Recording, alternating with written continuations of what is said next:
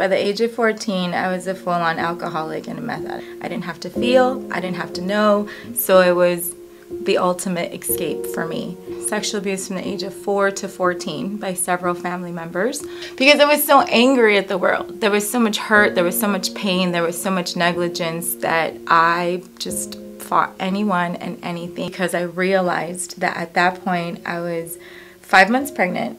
I had been using past my first trimester the entire time, and I was scared to death for the life of this child that was inside of me. At that point, I no longer wanted to live. Like, if I didn't have whom was my everything, I didn't want anything. 洛杉矶南中心就像纽约布鲁克林一样，在大都市中曾是贫穷、高犯罪率最严重的区域。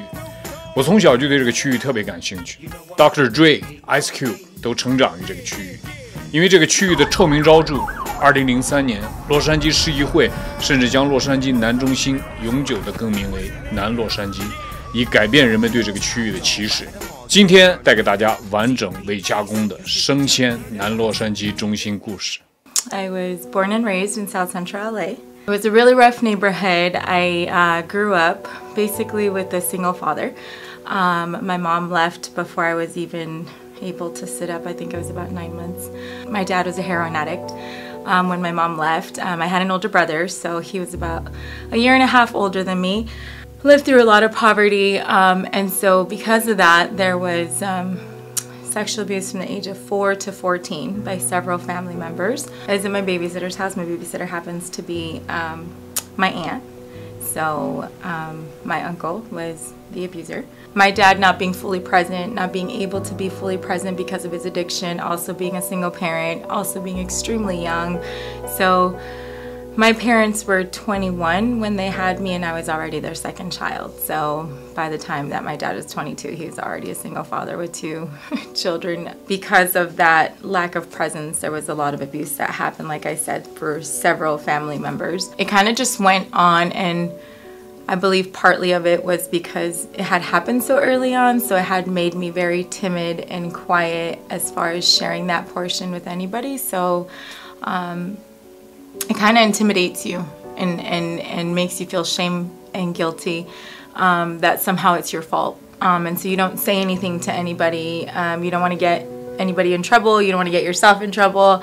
And so I didn't share any of that my whole life growing up. I absolutely loved school because it was my escape. It was my place of refuge. It was the place where I didn't have to think about anything, to where I could just be a kid. And I was extremely intelligent. So I had, you know, my teachers like flocked on me. I had one very specific teacher. She was my first grade teacher, and she kind of just noticed that I just was very intelligent, so she kind of just gravitated to me. She put me in some speech contests. She would check up on me. She would call me at home. She would make sure I had everything I needed, and she just kind of encouraged me to make education like something that I really gravitated to. So that was great, and it was a wonderful start to something to where I didn't even realize that she was being kind of like my safe haven. She was kind of being that mother figure that I didn't have. Focused on my education because I thought, wow, like this is what I'm good at, this is what I can excel in, this feels great. So I grew up that way until then I started following the same patterns of whatever I grew up with.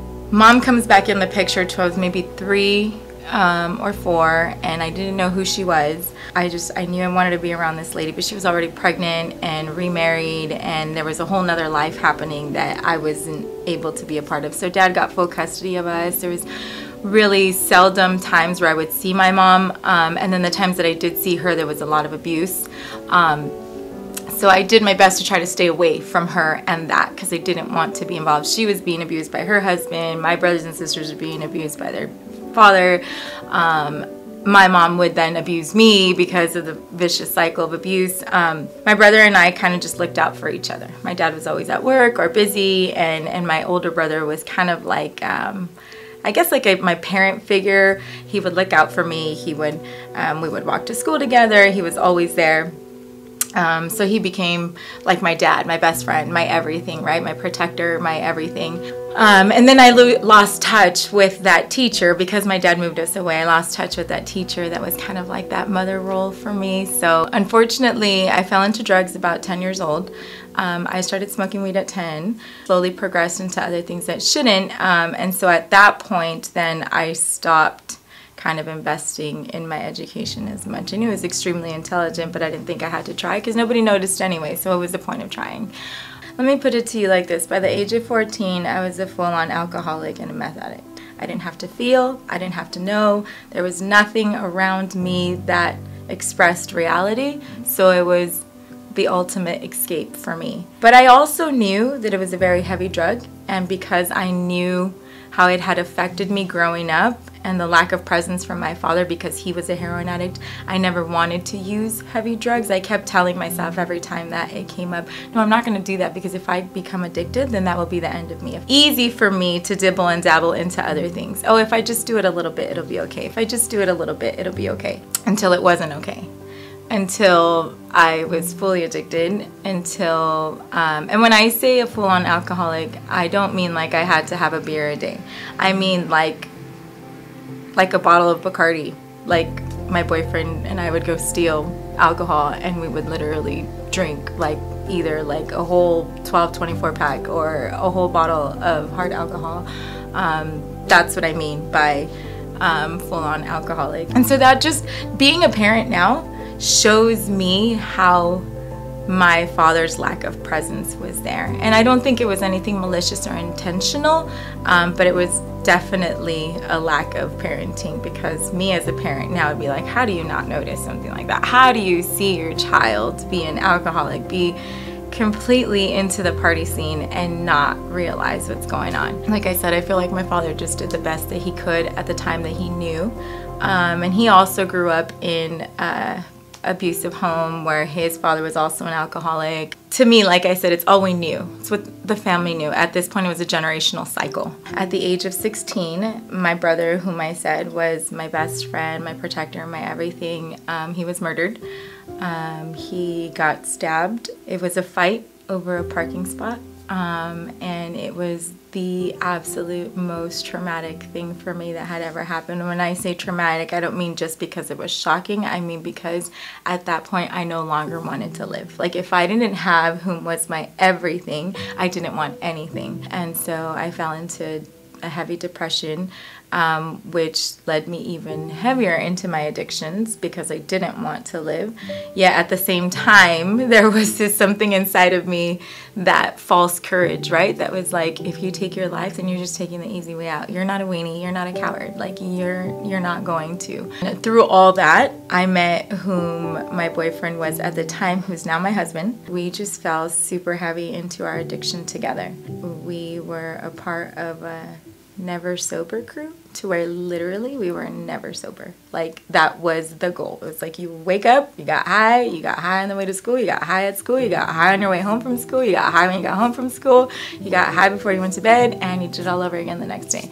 And that was my life for a while. My dad was heavy in his depression because he had lost his son, which I was completely oblivious to. I didn't realize how much it was truly affecting my dad and his marriage and everything because I was so heavy into my addiction. He got to a point to where he just couldn't handle it anymore, and he sent me off to go live to my mom's house. I went to go live at her house, and their family was such a mess. Mind you, I've never lived with her. I'm 17. I've never lived with my mother. I've never wanted to really have much to do with her.